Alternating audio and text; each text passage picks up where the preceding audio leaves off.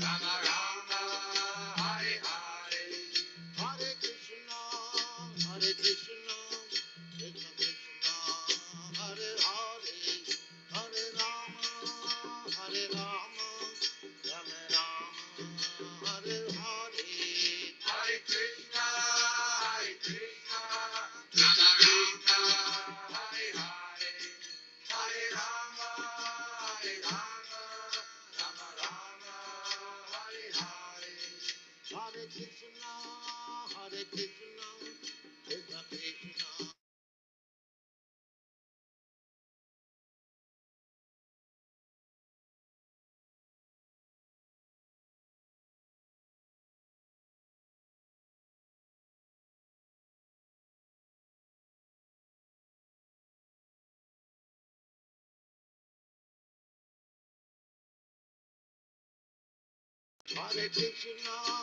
Hare Krishna, Krishna Krishna, Hare Hare, Hare Rama,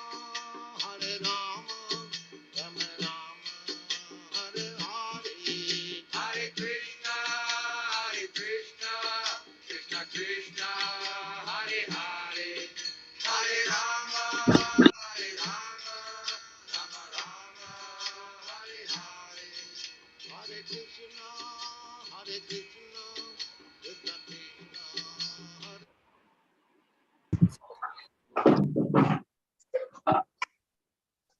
Hare Hare Krishna Prabhu, Nandvat Pranams. Yes, Prabhu. So just give me a minute, Prabhu. If you are good to start. Yes. Prabhu, do I have to just share anything? Or should I give you the sharing part of it? I don't want to share much, just the shloka. I can do that. Okay, Prabhu. I made you co-host. Just give me a minute. Yeah.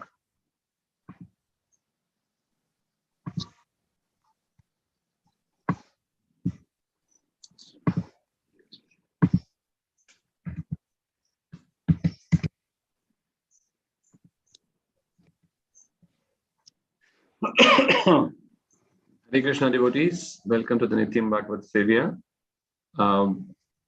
On a Saturday morning, we'll be just continuing with our Srimad Bhagavatam, Canto 4, Chapter 24, which has the Rudra Gita.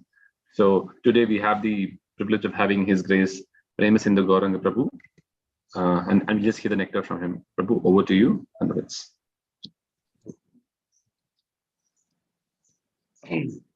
Hare Krishna. Dandavat Pranam to everybody, and welcome to your daily Srimad Bhagavatam class. So today we are studying from the 4th canto,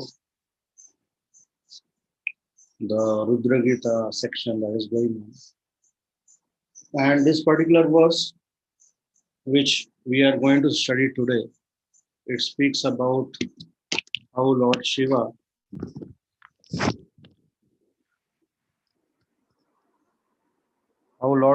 he wants to see the form of the Lord.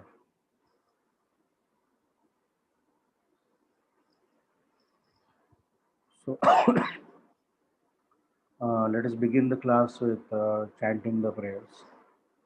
Om Ajnanatimmirandasya Jnananjana Shalakaya Chakshurunmilitam Yena Tasmai Shri Gurave Namaha Shri Chaitanya Manobhishtam Sthapitam Yena Bhutale Swayam Rupa Kadamayyam Dadati Swapadantikam Vandeham Shri Guru Shri Uta Padakamalam Shri Gurun Vaishnavamsha Shri Rupam Sagrajatam Sahagana Raghunathanvitam Tam Sajivam Sadvaitam Savadhutam Parijana Sahitam Krishna Chaitanya Devam Shri Radha Krishna Padan Sahagana Dalita Shri Vishakhanvitamsa He Krishna Karuna Sindhu Dinabandhu Jagatpate Gopesha Gopika Kanta Radha Kanta Namostate Taptakanchana Gaurangi Radhe Vrindavaneshwari Shabhanu Sute Devi Pranamami Hari Jai Shri Krishna Chaitanya Prabhu Nityananda Sri Advaita Gadadhar Srivasadi Gaur Bhaktivinoda. Hare Krishna, Krishna Krishna, Hare Hare, Hare Rama, Rama Rama, Hare Hare.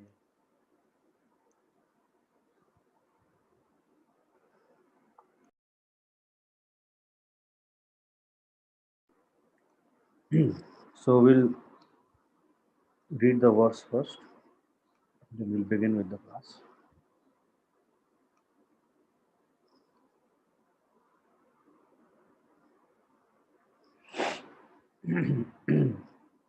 So this is Srimad Bhagavatam 4.24.44.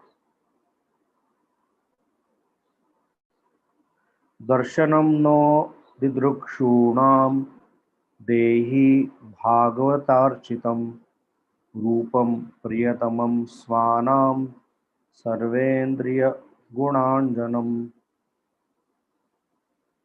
So the verse says here,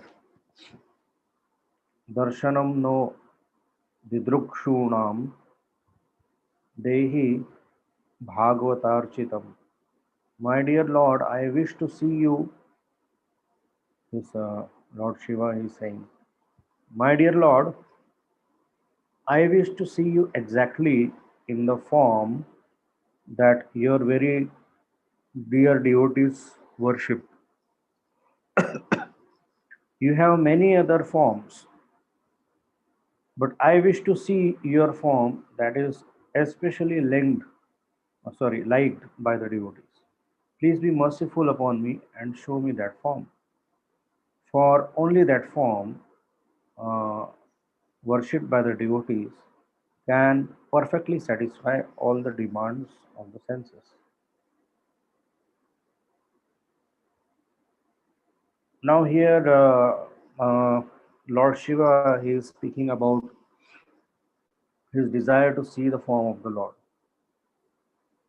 And in the purport, Prabhupada discusses about form of the Lord. So in the purport, he is saying that in the Shrutis or the Vedas, it is said that the supreme absolute truth is Swakama, Swagandha, Swarasa, or in other words, he is known as Rasovaisaha. That is the source of all relishable relationships or rasas. So Prabhupada says that Krishna is Rasovaisaha, that is the reservoir of all the rasas. And that is why he also does the Rasa Leela. Rasa means the place or the activity where all the rasas are involved, or the activity which is the source of all the rasas, that is Rasa. So Prabhupada says we have so many senses: seeing, tasting, smelling, touching, etc. And all these senses or propensities of the senses can be satisfied when the senses are engaged in service of the Lord. Rishikena Rishikesha Sevaram Bhakti Ruchyate.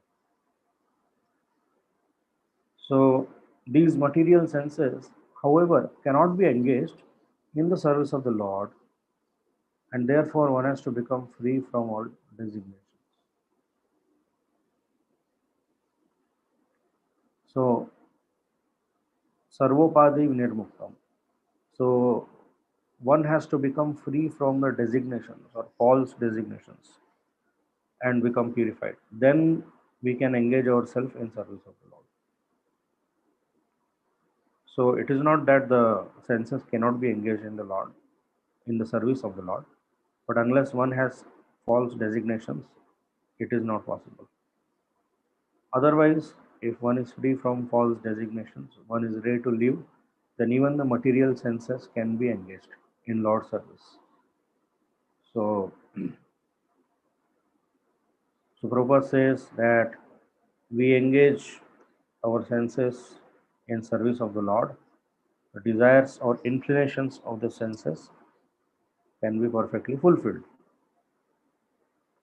So that is what Lord Shiva, he wants to see the form of the Lord as is worshipped by the devotees. So that is the essence of the verse. That is the desire of Lord Shiva here. And then also Prabhupada in the later part of the purport, he speaks about the people who denounce the form of the Lord. So now here Prabhupada will speak about Buddhists, and they say that everything is void, and so how the Supreme Lord can have form? The Supreme Truth is void. Prabhupada says in Buddhist temples also there are forms, like the form of Lord Buddha. But Prabhupada says that these forms, they are not like the forms in Vaishnava temples, like Radha Krishna, Sita Ram, Lakshmi Narayan, like that. And they are not worshipped like the forms of Lord, like Radha Krishna in Vaishnava temples. They are not worshipped. And so Lord Shiva is very clear that he wants to see the form of the Lord not like the form of Buddha, but although Buddha is also form of the Lord, he wants to see the form which is worshipped by the pure devotees, like Radha Krishna, Sita Ram, like that. So the word Smanam in the verse, it signifies the devotees who are very dear to the Supreme Lord. So Gyanis, Yogis, Karmis, they are not particularly dear because the Karmis, they want the Supreme Lord as their order suppliers. Gyanis want to become one with them.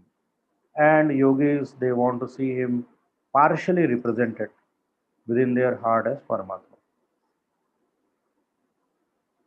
And then Prabhupada quotes the Brahma Samhita verse, which speaks about the form of the Lord, specifically here, because we are in the Gaudiya Vaishnava Sampradaya, so Prabhupada is quoting the verse which speaks about form of Lord Krishna.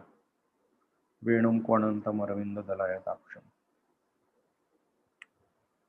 So here, Lord Shiva, he wants to see the form of the Lord which is worshipped by the devotees and not some other form of the Lord which is not worshipped by the devotees. So the form of the Lord is transcendental. That we have to understand first. All forms of the Lord are transcendental. So uh, God's form, they are also the source of everything else. All other forms, all other colors, and everything which we see in this material universe.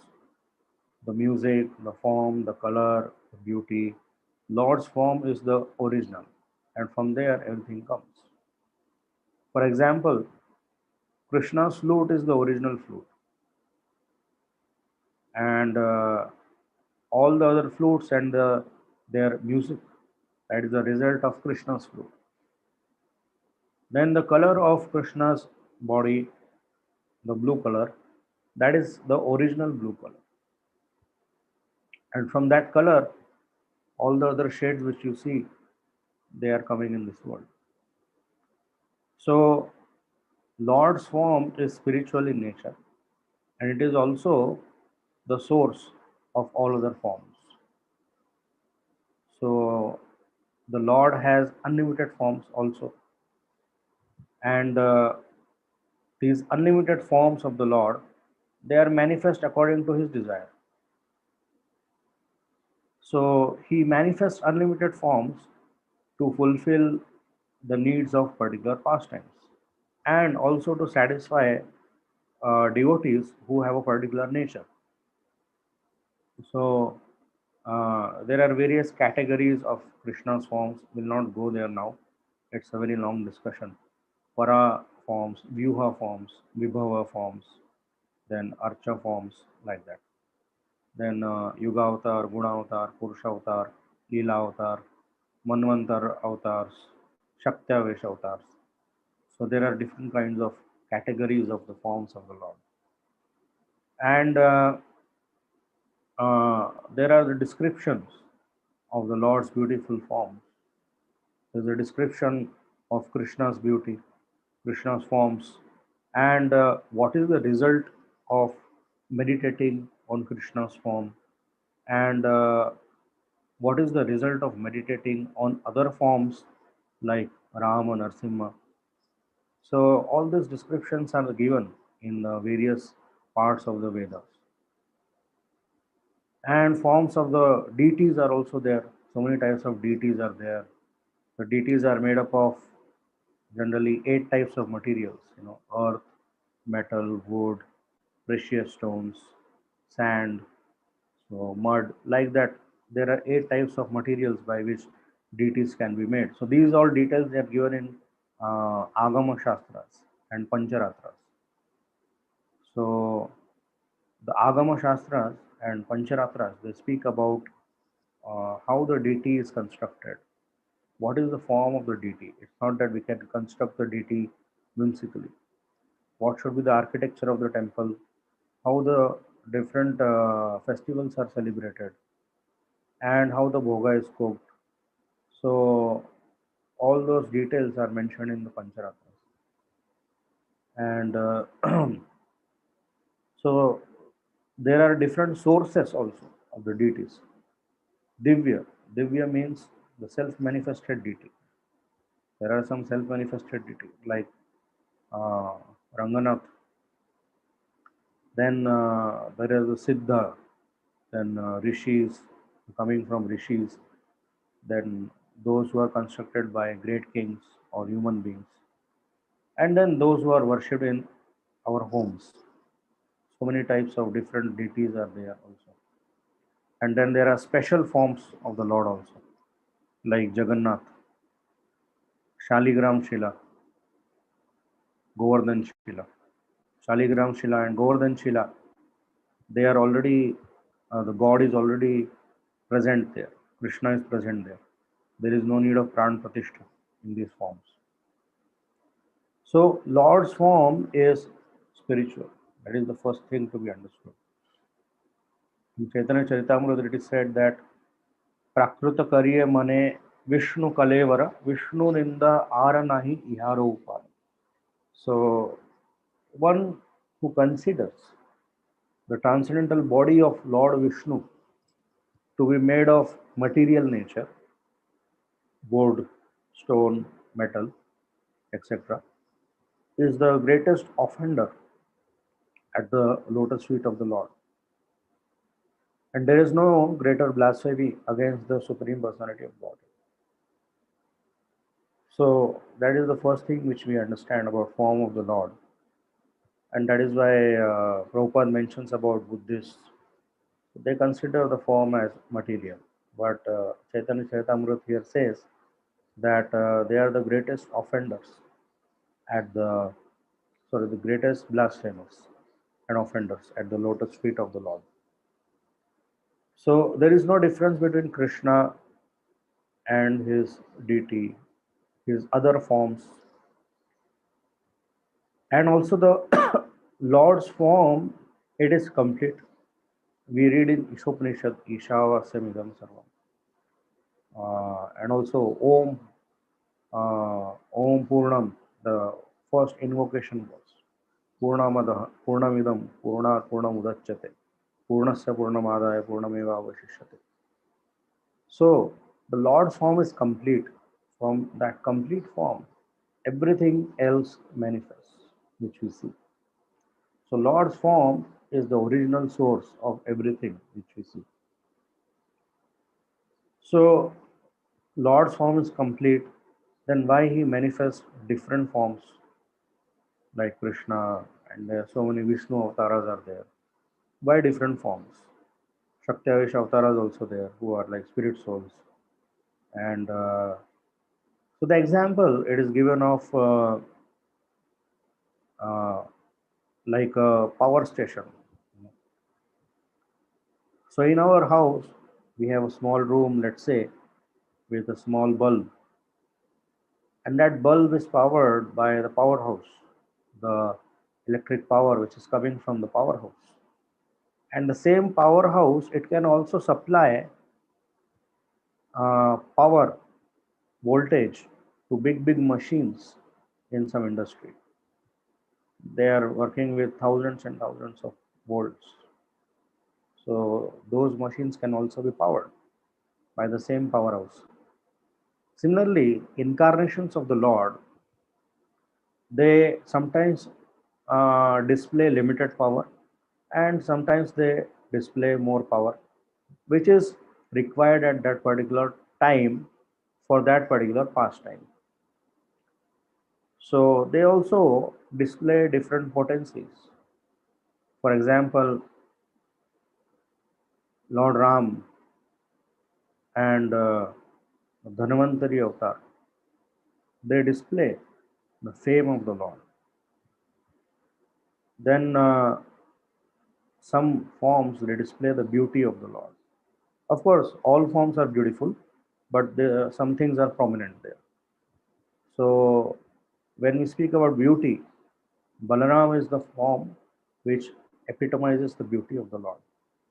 There is Balaram, then there is Mohini Murti and Vamana Deva. They are very beautiful forms. Then there are some forms which uh, display the transcendental knowledge of the Lord, like Dattatreya, Matsya, the four Kumaras, Kapila Muni. Then some forms will display renunciation, like Narnarayan Rishis. And some forms they preach to people, like Narada Muni or Buddha. So Krishna is the form which is complete in all features, the complete form. And there are other forms which display uh, some aspect very prominently. So it is confirmed in many places that Krishna is the source of all the other incarnations. And it is the most extraordinary feature of Godhead as Krishna, the original feature. So uh, these expansions of the Lord, they are compared to fruits, flowers, and leaves of the original tree, which is Krishna. So in the spiritual abode, the form of the Lord as Krishna is the original form, the most extraordinary, magnificent form. And it is situated in Goloka. And just like a Kalpavriksha tree, although it is situated in one place, it can create so many fruits, flowers, and so many other things. Like that, Krishna, situated in Goloka, creates millions and millions of expansions, plenary expansions. So, uh, this example is given in Gopal Tapani Upanishad that Krishna, although standing in one place, but he bears varieties of fruits, flowers, leaves, fragrances, who are compared to various incarnations. So Krishna is the original form of Godhead, and many auspicious incarnations they arise from Krishna. So when we, how many types of forms does the Lord have? So many forms, millions and millions of forms, expansions Krishna has, and all of them are fully conscious. All of them are supremely beautiful, and they are overflowing with divine bliss. They are attractive, active, and they are merciful. They have love. But according to the different nature of different spirit souls, the Lord's different forms, they are also infinite, just like the spirit souls are infinite. And they attract the particular category of spirit souls. So according to this differences in the Lord's manifestation in his forms, the souls who have different nature of loving some particular aspect of spiritual truth or spiritual reality, they are eternally attached to that particular original form in the spiritual realm. So we see in Bhagavad Gita 11th chapter, where Krishna is showing his Vishwarup, that Krishna changes from the universal form to the four-handed form of Narayan. And from that four-handed form of Narayan, again, Krishna shows his two-handed form, Saumya Vapu, to Arjuna. So this indicates that the four-handed form of the Lord, Narayana form, and actually it's not only Narayana, so many four-handed forms are there in Vaikuntha. So these four-handed forms mentioned in Vedic literature, they are all emanations of the original Saumya Vapu, or the two-handed form. So someone may doubt that the two-handed form of Krishna is the original personality of the Godhead. But when Krishna is born to Devaki and Vasudeva, then he is first born as a four-armed. He comes like the four-armed Vishnu form. So the Lord first appeared to Devaki and Vasudeva in this four-armed form. So is not the four-armed form of Vishnu the original form? So why Krishna, who came later than that four-armed form, is the source of a four-armed form? So actually, the four-armed form of the Supreme Personality of Godhead, Krishna, who appears as the son of Vasudeva and Devaki, is not a Vishnu form, but it is a four-handed manifestation of Lord Krishna. It is described in one verse of Srimad Bhagavatam, 10th canto, 3rd chapter, 11th verse. So, when Vasudeva, he saw his extraordinary son, that verse speaks. So he saw his extraordinary son as four-handed Lord Krishna. So there, Krishna avatar, it is mentioned. So his eyes were stuck with wonder, and then, as you know, that he gave 10,000 cows in charity to Brahmanas mentally because he could not do it physically.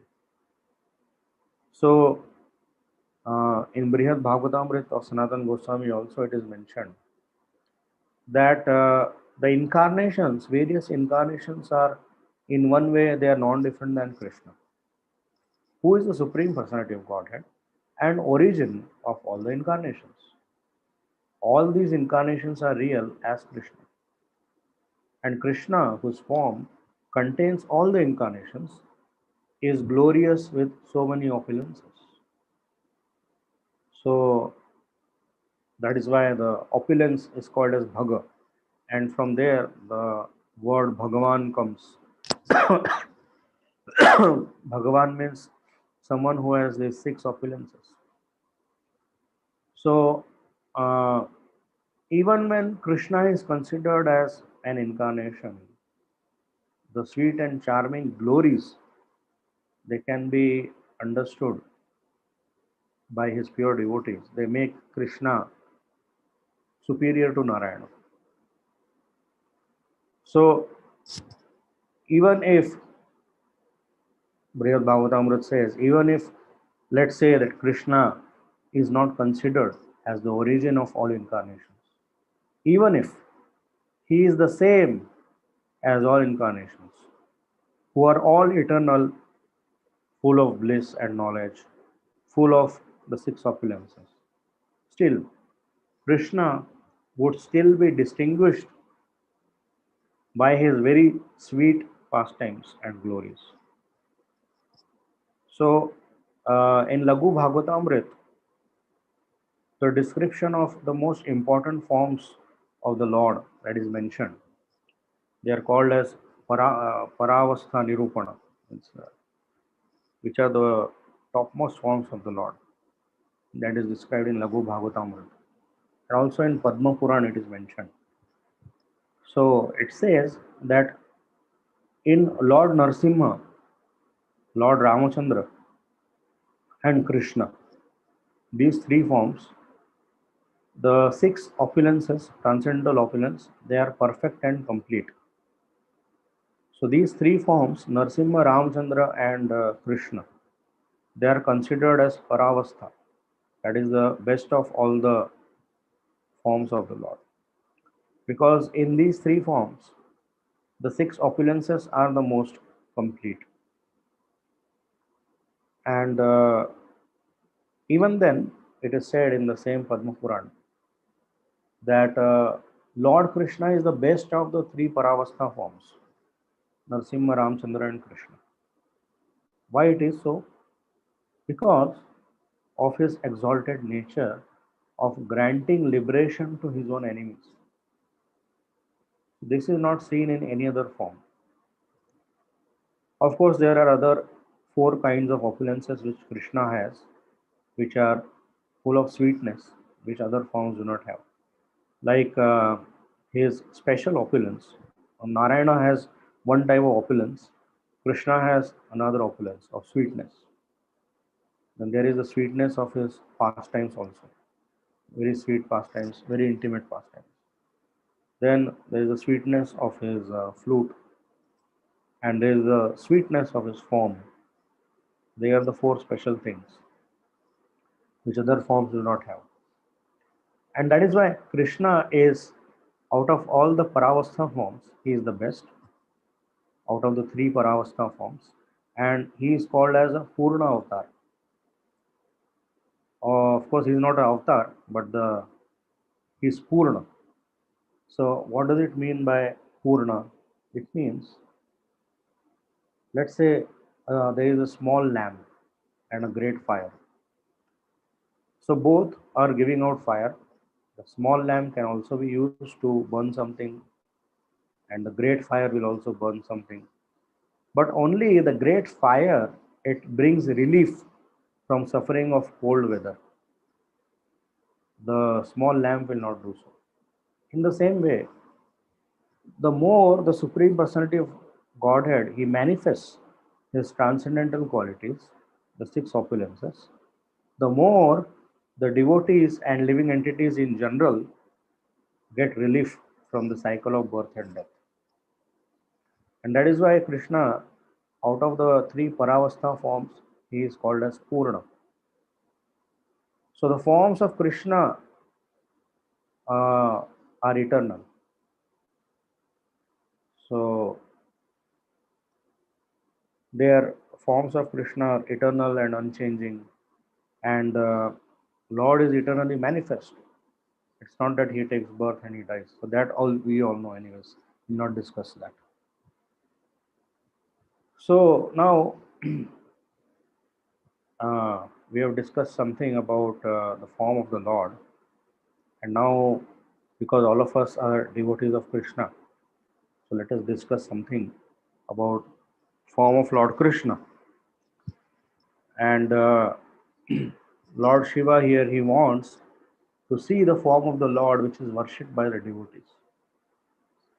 So let us discuss this wonderful form of Lord Krishna, which is the life and soul of all the Gaudiya Vaishnavas, and who is also the Lord of Lord Shiva. So learned scholars, they have divided Krishna's age into three periods. So the age up to 5 years, it is called as Komar. The age from the 6th year to 10th year, it is called as Poganda. And the age from 11th year to 15th year, it is called as Kaishora.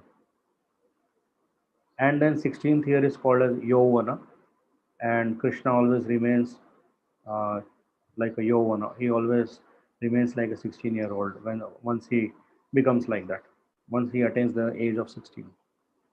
And before that, there are these three phases: 1 to 5, Komara, then 6 to 10 is Pauganda, and 11 to 15 is Kaishora.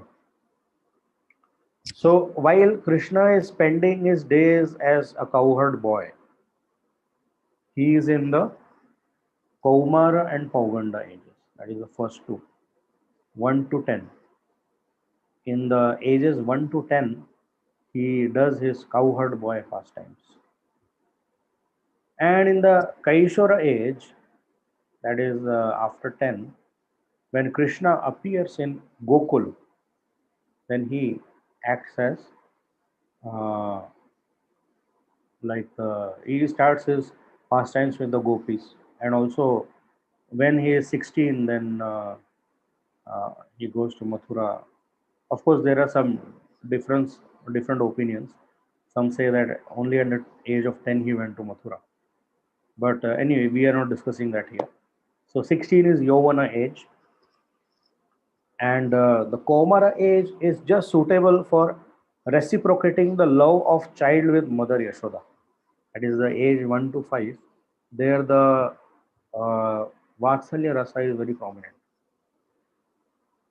So that Komara age is suitable, very much suitable for reciprocation of Vatsalya. So Shukadeva Goswami is telling Parikshit Maharaj that, my dear king, although Krishna is the supreme enjoyer and is the beneficiary of all kinds of sacrifices, still he used to eat with his cowherd boyfriends, because at that time he accepted the pastime of being an ordinary boy, where he used to keep his flute and his arms were on the shoulder of his friends, and there was a bugle or bugle on the right side of his belt, and he also had one cane to herd the cows. In his left hand he will hold a lump of rice with paste and yogurt, and in his hand he will be holding rice, and in between his fingers there will be different things, one chili, one fruit, and one vegetable, like that. So he'll be roaming around like that. So that is the form of the Lord in his Kaumara age. So the devotees who are in Vatsalya Rasa, they meditate on this kind of form of the Lord. These things are described from Nectar of Devotion. I'm telling you from Nectar of Devotion only, the later chapters. So they are described in detail. What is the Uddipan? Uddipan means what is the stimulus? What is the thing which stimulates uh, the devotee who is in a particular rasa? All those things are described in Nectar of Devotion. So, so in this Kaumar age, when Krishna he will sit among his friends, it will appear that a bowl of lotus flower is there. So Krishna is in the center, and his all the friends are like the petals of the lotus flower surrounding him, and they would enjoy joking words amongst themselves. They will steal and eat from each other. So even the denizens of heaven, they will become struck with wonder, and they will stare at the scene. So even when Lord Brahma he saw that Krishna is eating from his friends, he thought that what kind of god he is. So Krishna was one of Krishna's friends. He was eating something, and that particular item Krishna did not have in his lunch box.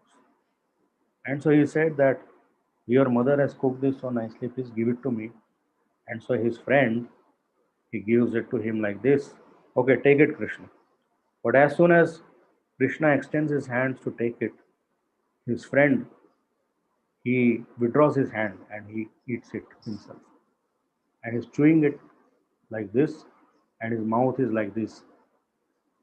And so Krishna, he does like, and the food comes out of Krishna's friend's mouth flying out, and Krishna swallows it mid-air, and Brahma is watching that. So people are saying that there is Supreme Personality of Godhead, and the way I worship Supreme Personality of Godhead in Brahma Loka, this is something different only. So the denizens in heaven, they are also wondering when they see the Kaumara pastimes of Krishna. And Krishna's Poganda age can be also divided into further three parts. So beginning, middle, and end. So in the beginning of the Poganda age, Poganda is 6 to 10. So there is a very nice reddish luster on his lips. So like a bimba fruit. So his lips are like very nice reddish bimba fruit. Krishna's abdomen is very thin, and on his neck there are three circles, like the circles on the conch shell. And sometimes, when some outside visitors, people from outside Vrindavan, they come to see Krishna. Upon seeing him, they exclaim that, "My dear Krishna, your beauty is gradually increasing, just like the leaf on a banyan tree. My dear lotus eyed one, you are competing with the Padmaraga jewels in their beautiful arrangement." Of course, now in Kali Yuga, we do not know what is Padmaraga jewels. In Dwapar Yuga, they knew what was it. So people say, I am sure that your beautiful bodily development is now giving much pleasure to your friends. So at this Poganda age, Krishna is garlanded with various kinds of flowers, and he starts wearing a silk dress which is colored with various kinds of dyes, and he also puts many cosmetics which are naturally acquired from the dust of Vrindavan, from plants, flowers, like that. And when Krishna, he will dress very beautifully like this, and he will go in the forest to tend the cows. Sometimes he will wrestle with his friends, and sometimes they will dance all together in the forest. So these are some of the specific activities of the Poganda age. Also in the Poganda age, so many demons come. So the cowherd friends of Krishna are very, very happy in Krishna's company. So in the Poganda age, the Sakya Bhav is very prominent. So the cowherd friends of Krishna, they are very, very happy in his company, and they express their transcendental feeling with themselves. They say that, dear Krishna, you are busy tending the cows, and these cows are scattered all over Vrindavan, you know, and you have a beautiful garland, you have a small conch shell, and you have a peacock feather on your turban. You have this pitambara, yellow colored silk cloth, and you have beautiful decoration of karnikar flowers on your ears. So Krishna will always put flowers here on his ears, and it had different meanings also. For example, if Krishna will put two flowers here, it means that Krishna will be going in east direction today. So that is a indication to the gopis that I am going here today. We'll meet in the afternoon. If he puts two flowers here, it means he's going in the west direction. If he puts flower of a particular color, it means something else. So everything was an indication. And then he wears a very beautiful kasturi tilakam, a red colored beautiful tilaka on his forehead. And uh, there are mallika flowers on his chest. And he appears so beautiful, just like an actor. You know? So his friends say that, Krishna, we are looking so beautiful, and like this, you are giving us unlimited transcendental bliss. So when Krishna he grows up more, this is the middle of Poganda age. Then his nails they become very sharp, and his chubby cheeks they become very lustrous and round, and the two sides of his waist above his belt. Again, there are three distinct lines of folded skin. So on his waist also, there are three distinct lines of folded skin, just like on his neck. And these uh, lines of folded skin, they are called as trivali. Trivali. So the cowherd boyfriends of Krishna, they feel very proud of their association with him. Just like nowadays, ignorant people, they feel very proud if they can get a photograph with some Bollywood actor, or in your case, Tollywood actor. So, like that, Krishna's friends, they feel very proud when they are with Krishna, they're walking with him. They feel proud. Yes, we are walking with a great hero. And at that time, the tip of the nose of Krishna, it defeats the beauty of sesame flowers. The luster of his cheeks, it defeats the glows of the pearls. And the two sides of his body, they look extremely beautiful. So in this age, middle of Poganda also, Krishna is wearing a silk dress which glitters like lightning.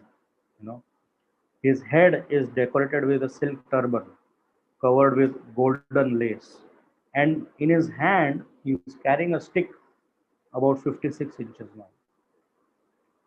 Seeing this exquisitely beautiful dress of Krishna, uh, the devotees they say, "My dear friend, just look at Krishna, how he is carrying in his hand a stick which is bound up and down with golden rings."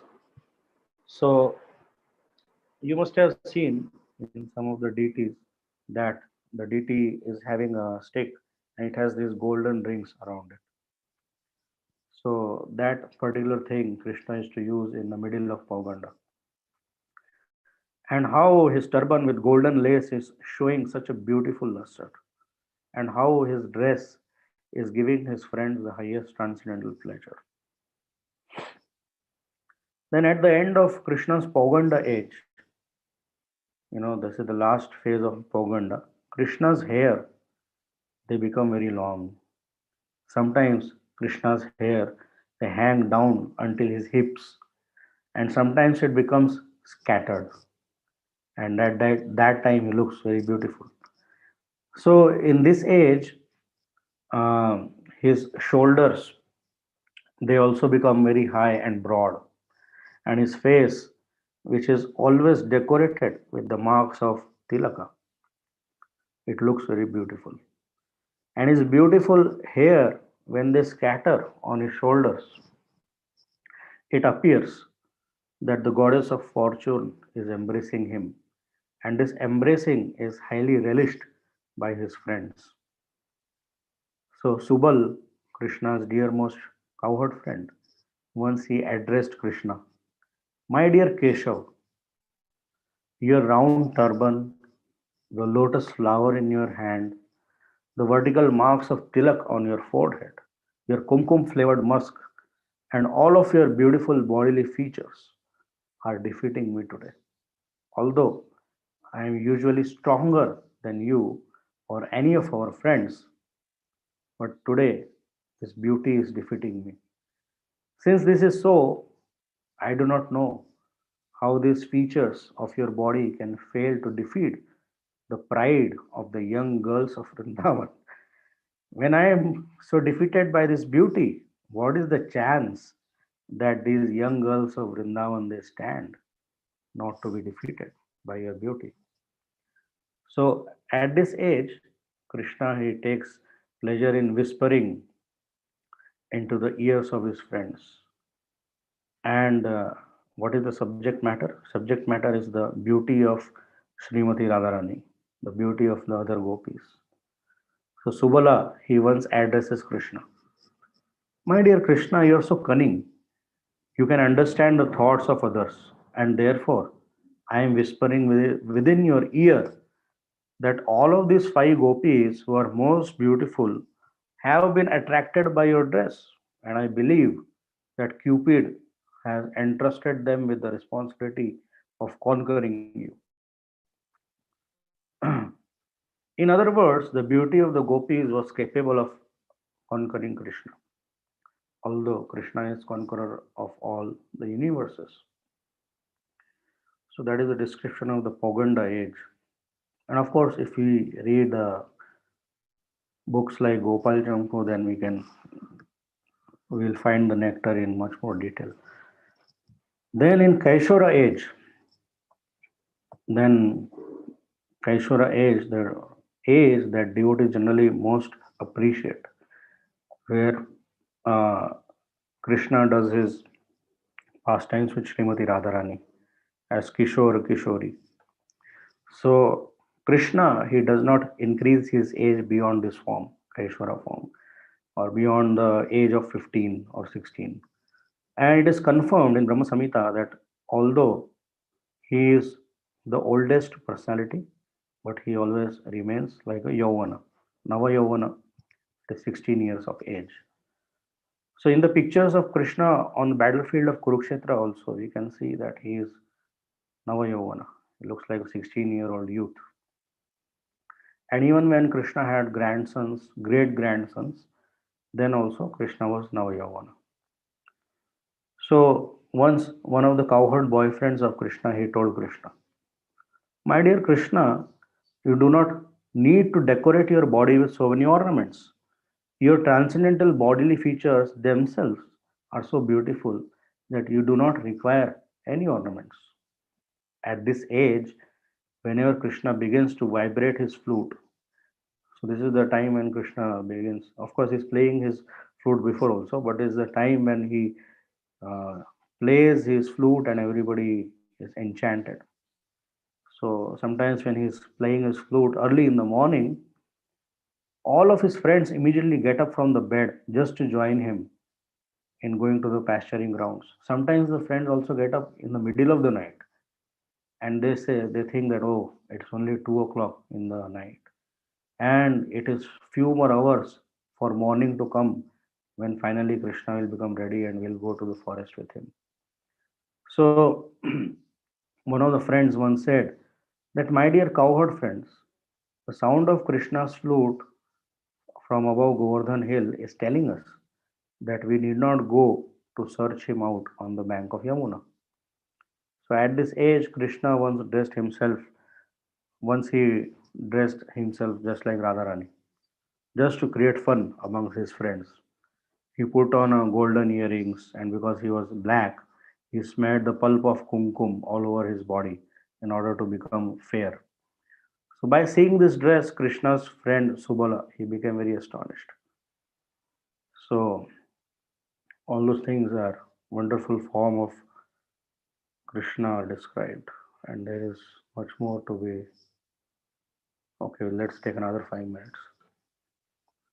So, Bhakti Rasamrita Sindhu also speaks about uddipan or stimulation for ecstatic love when one sees the form of the Lord. So why Lord Shiva here he wants to see the form of the Lord? Because he wants to be stimulated by the object of his love. And these things are exactly described in our bhakti literature. If you see the literature given in all the four different Vaishnava sampradayas, no other sampradaya has the science of uh, bhakti and the actual process of bhakti described in so much detail, like in Gaudiya Vaishnava Sampradaya, so especially in books like Bhakti Rasamrita Sindhu, Madhurya Kadambini. So in Bhakti Rasamrita Sindhu, Krishna is described as the reservoir of all pleasures by Rupa Goswami. So in the Kaishora age, which is divided into three parts as we discussed earlier, that is the beginning of his 11th year, the luster of his body, it becomes so bright that it becomes an impetus for ecstatic love.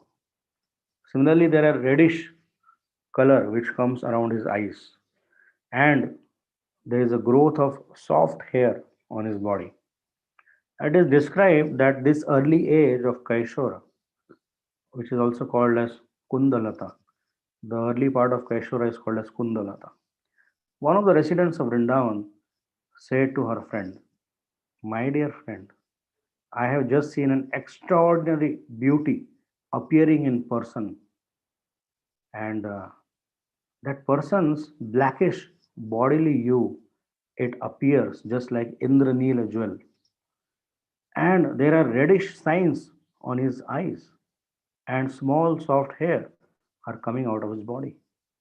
The appearance of these symptoms has made him extraordinarily beautiful." So, in this connection, Shukadeva Goswami in 10th canto is telling to Parikshit Maharaj, "My dear king, let me describe to you the mind of the gopis when absorbed in the thought of Krishna." So the gopis, they will meditate on Krishna's dressing himself like a dancing actor entering in the forest of Vrindavan. And they meditated on Krishna having a helmet with a peacock feather, wearing earrings and this yellow gold colored garments with jewels and pearls. They also meditated on Krishna blowing his flute and all the cowherd boys singing the glories of Krishna. So that is a description of the meditation which gopis used to perform. So sometimes the gopis would think that Krishna's soft nails and his eyebrows and his teeth, and they are reddish colored because of chewing of pan. And one description was given by a gopi friend. She tells to one friend, "My dear friend, just see how the enemy of Agha has assumed such a wonderful features. His brows, they are just like the brows of Cupid, and they are moving as though they are dancing. And the tips of his nails are so soft, as if they were dried bamboo leaves. His teeth are reddish, and so it appears that he has assumed a feature of anger. Under the circumstances, where is the chance for a young girl not to be attracted by such beautiful features and not to be afraid of becoming a victim of such beauty?" So, in this way, uh, there's a detailed description given about Krishna's beauty, and so much more can be said, but we are running out of time. And so, by looking at this wonderful form of Krishna, even great personalities like Lord Shiva, whom we are discussing now, and Narad Muni, who were great saints actually, they also want to become a part of his Rasa Leela. And that's why they take up female forms. Like in Vrindavan, we have Gopishwar Mahadev, and Narad Muni also becomes Naradi Gopi to participate in the Rasa Leela. And so, this beautiful, wonderful, enchanting form is what Lord Shiva is aspiring to see. The form which is worshipped by Krishna's most intimate devotees. That is the form which Lord Shiva he wants to see. So we'll end the class here. If you have some questions, you can ask. Hare Krishna Prabhu, Dhanavad, thank you for the wonderful nectar. It really brought out, it was really coming out very nicely in terms of how you talked about the Rasa Leela being the supreme of all the rasas, which comes source of all the rasas, and then how Lord Shiva wanted to see that wonderful form which is seen by the devotees, and you wonderfully explained the various kinds of forms, as well as then you state the various stages of Krishna's growing stage, and how in each of the in each of those stages, how he showed those special features and uniqueness in those particular stages. It was really wonderful, Prabhu. Thank you so much. I've just unmuted the line so devotees can open up and ask questions or share their reflections.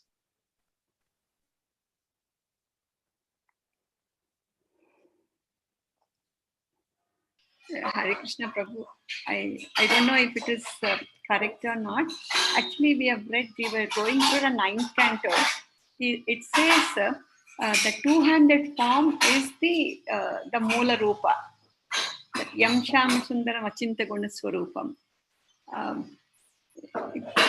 But you were telling it is the four-handed form. No, I didn't say like that. I didn't understand that part. That's why I was asking. Yeah. The two-handed form is only the original form. Two-handed form is the main form. Yes, Yes. So from that, the four-handed form comes. Is it that?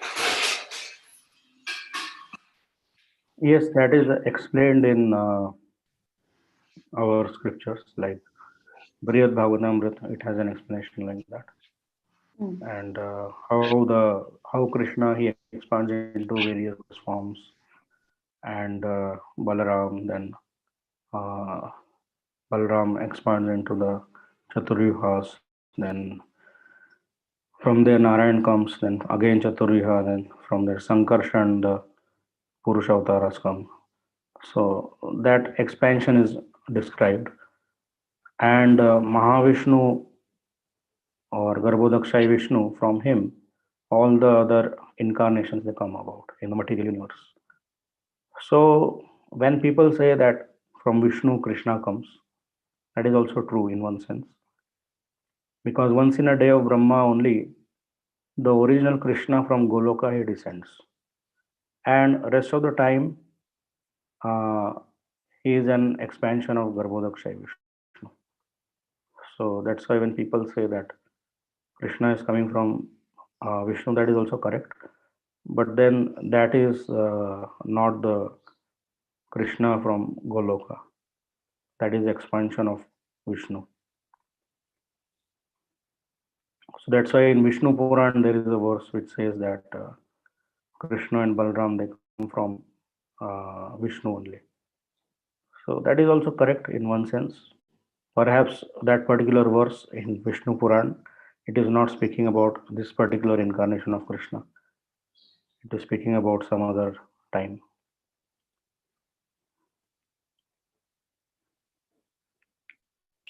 Thank you, Prabhu. That was fine.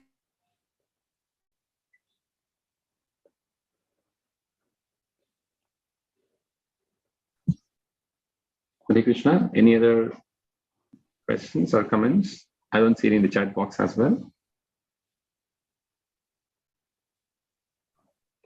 I also want to just make one announcement, Prabhu. I'll just make an announcement.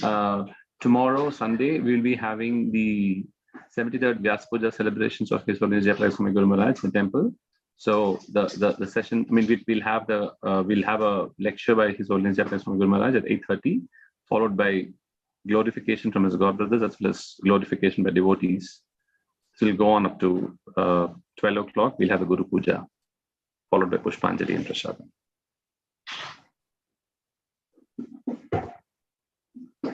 There's also a link being given for the devotees to just confirm their numbers in terms of their for the prasadam. So if you could just use the link and confirm the numbers, that will be helping the temple to just organize for the prasadam.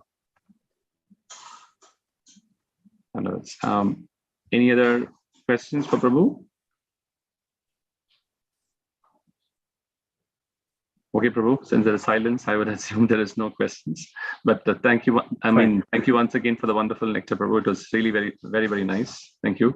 And we just look forward to your association soon. We just do the Vaishnava Pranam.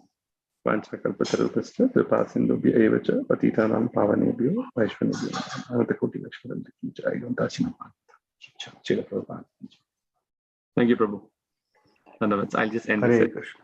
Hare Krishna.